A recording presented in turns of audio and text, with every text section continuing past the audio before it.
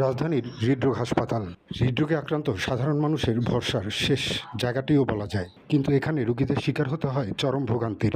বিশেষ করে মুমূর্ষু রোগীদের ক্ষেত্রে পরিস্থিতি আরও জটিল আকার ধারণ করে হাসপাতালের অডবয়দের সিন্ডিকেটের কারণে।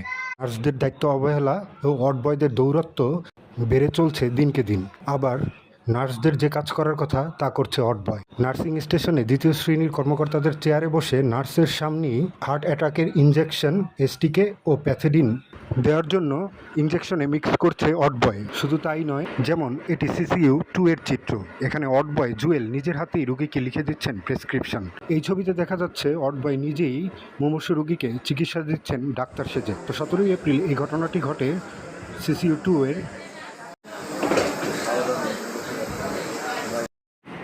এই ছবিতে CCU-2 এর নার্স জুয়েলের মাধ্যমে রুগীদের কেনা প্যাথেডিন, মরফিন চুরি করছে অডবয় বজলু।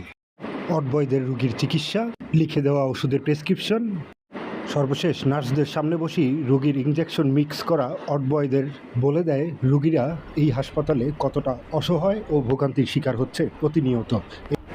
গত এক সপ্তাহে ডেইলি নিউজের অনুসন্ধানে এসব চিত্রই খুঁজে পাওয়া যায় হাসপাতালটিতে।